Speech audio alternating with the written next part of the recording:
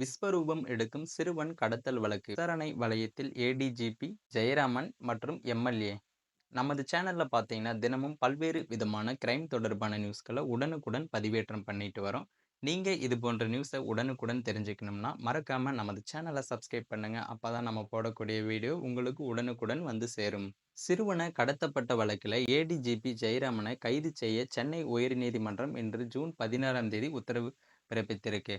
கடந்த மே மாதம் 15ஆம் தேதி திருவள்ளூர் மாவட்டம் கிளாம்பாக்கம் பகுதியைச் சேர்ந்த தனுஷ் பார்த்தீங்கன்னா தேனியைச் சேர்ந்த விஜயஸ்ரீ ஆகியோர் காதல் திருமணம் செய்திருக்காங்க. இந்த திருமணத்திற்கு எதிர்ப்பு தெரிவித்த பெண்ணின் தந்தை வனராஜா திருவள்ளூர் எஸ்பி அலுவலகத்துல புகார் ஒன்றையும் அளிச்சிருக்காங்க. ஆனால் இருவரும் மேஜர் என்பதால காவல்துறை வழக்கு பதிவு செய்யவில்லை. இந்த நிலையில இளைஞர் தனுஷின் சகோதரர் இந்திரசந்த் கடத்தப்பட்டார். இந்த வழக்கில் புரட்சி பாதம் கட்சியினர் தலைவரும் எம்எல்ஏவுமான பூவை ஜெகன்மூர்த்தி, ஏடிஜிபி ஜெயராமன் ஆகியோர் மீது புகார் எழுந்தது பரபரப்பை கிளப்பியிருக்கு. தனது மகள் காதல் திருமணம் செய்து விட்டார் என்ற விரக்தியில் இருந்த வனராஜா தேனி மாவட்டத்தில் உள்ள அவரது உறவினர் மணிகண்டனிடம் எப்படியாவது மகளை மீட்டு விட வேண்டும், எவ்வளவு செலவானாலும் பரவாயில்ல என சொல்லியிருக்காரு. இதையடுத்து தான் மணிகண்டன் கொடைக்கானலைச் சேர்ந்த மகேஸ்வரியை தொடர்பு கொண்டு பேசி வனராஜாவுக்கு அறிமுகப்படுத்தியிருக்காரு. இந்த விவகாரம் தொடர்பாக பூவை ஜெகன்மூர்த்தியிடம் ஏடிஜிபி ஜெயராமனிடம் மகேஸ்வரி போன்ல பேசியிருக்காரு. பின்னர் மகேஸ்வரி, மணிகண்டன், வனராஜா ஆகிய மூவரும் ஜெகன்மூர்த்தியை நேரில் சென்று சந்திச்சிருக்காங்க. அப்போது ஜெகன்மூர்த்தி ஏடிஜிபியிடம் தொலைபேசியில் பேசியிருக்காரு. அதற்கு ஏடிஜிபி நமக்கு வேண்டப்பட்டவங்க தான் கொஞ்சம் உதவி செஞ்சிருக்கேன்னு கூறியிருக்காங்க. இதையடுத்து பூவை ஜெகன்மூர்த்தியின் அறிவுறுத்தலின்படி ஜூன் 6ஆம் தேதி மதியம் 12 மணி அளவில் TN06 G0606 என்ற எண் கொண்ட போலீஸ் வாகனத்தில் மகேஸ்வரி, வனராஜ், மணிகண்டன், மணவூர் மகா ஆகியோர் இளைஞர் தனுஷ் வீட்டிற்கும் சென்றிருக்காங்க. அங்கு தனுஷின் அம்மா லட்சுமி மற்றும் அவரது தம்பி இந்திரசந்த் மட்டும்தான் வீட்டில் இருந்திருக்காங்க. காதல் ஜோடி வீட்டில் இல்லை. இதனையடுத்து இந்திரசந்தை போலீசார் வாகனத்தில் ஏற்றிக்கிட்டு அங்கிருந்து கிளம்பியிருக்காங்க.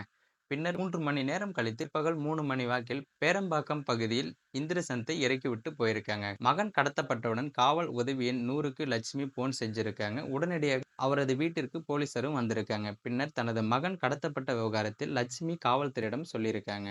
காவல்துறை விசாரணையில் இறங்கிய போது கடத்தப்பட்ட போலீஸ் வாகனத்தை மகேஸ்வரி தான் பல நாட்களா பயன்படுத்தி வருவதும் தெரிய வந்திருக்கு. தொடர்ந்து காவல்துறை உயர் அதிகாரிகளுக்கு தகவல் தெரிவிக்கப்பட்டதும் இந்த வழக்கை மிகவும் சஸ்பென்ஸாக போலீசார் விசாரிச்சிருக்காங்க.